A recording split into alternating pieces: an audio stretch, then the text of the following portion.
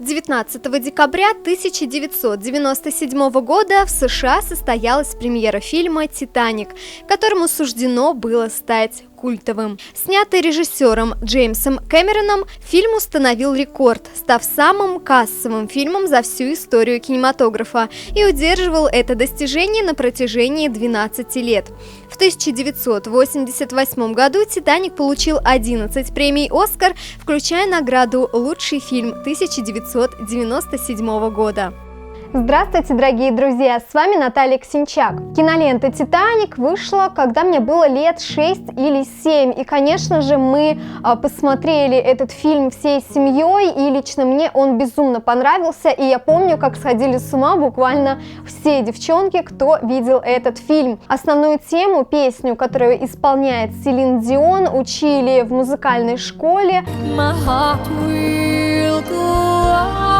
Я помню, как мы с подругой вдвоем эту песню разучивали, она играла на фортепиано, я пела эту песню по-английски, хотя я была тогда очень маленькая и все-таки пыталась что-то петь. Я помню, как все девчонки буквально носили кто маечки с изображением Розы и Джека, кто шортики, леггинсы, сумочки. Это все тогда заполонило рынок. Кстати, я вспомнила, что мне так понравился этот фильм, что я решила написать фанфик про Розу, Джека, что они вместе выжили. И, конечно же, я не забыла про кулон, который мне так понравился. Конечно, это «Сердце океана». Сегодня я предлагаю вам обсудить любимый многими фильм «Титаник» 1997 года, узнать какие-то интересные факты, узнать, какие костюмы были в этом фильме, их историю. Кстати, уже сейчас в комментариях вы можете написать свое отношение к фильму, свои впечатления.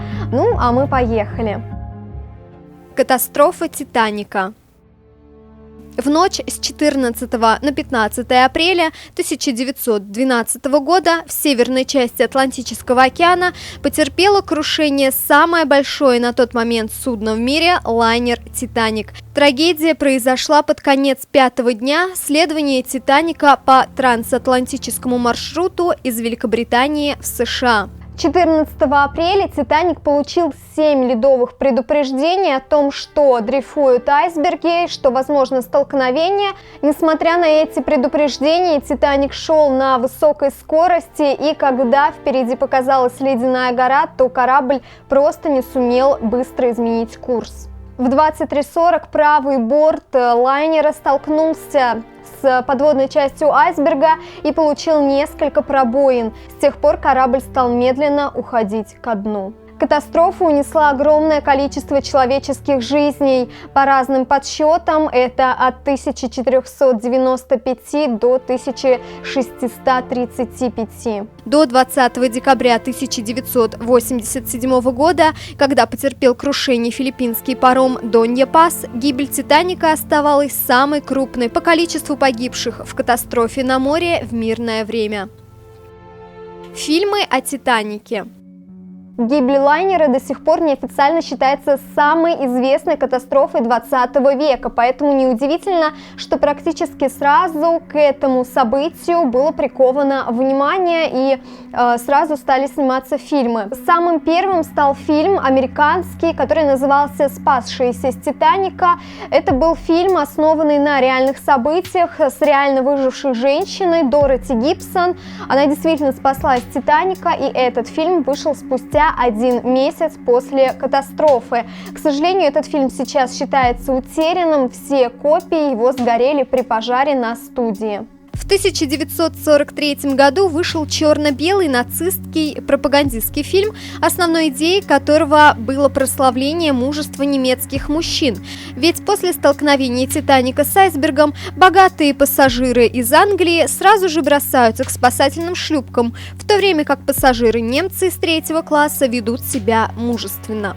В 1953 году вышел американский черно-белый художественный фильм с множеством неточностей, получивший Оскара за лучший сценарий. В 1996 году на свет вышел фильм «Титаник», а буквально через год вышла версия, которая стала самой известной – картина 1997 года Джеймса Кэмерона.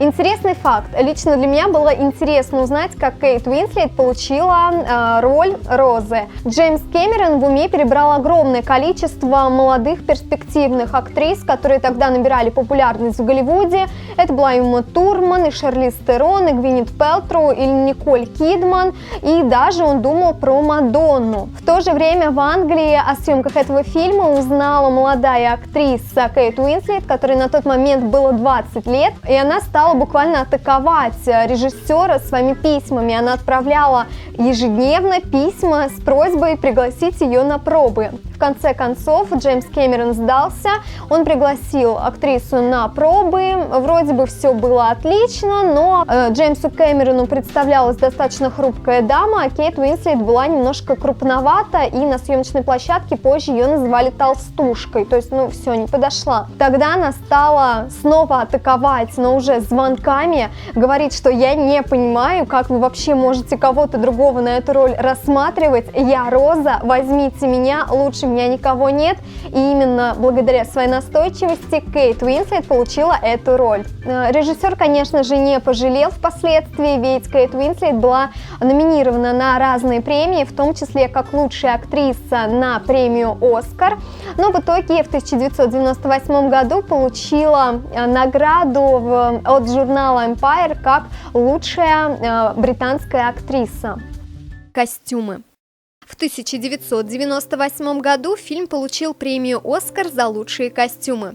Художником по костюмам стала Дебора Линн Скотт. Перед ней стояла задача достоверно визуализировать эпоху, ведь фильм претендует на историческую достоверность.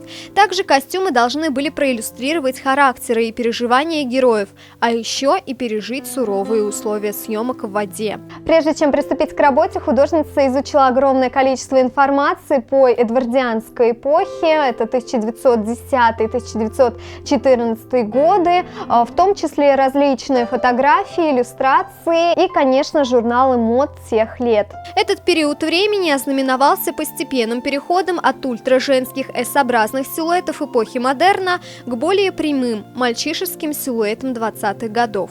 Деборе следовало также учесть, что для пассажиров первого и второго класса на «Титанике» поездка была не просто путешествием из одного места в другое, а щедрой пятидневной вечеринкой.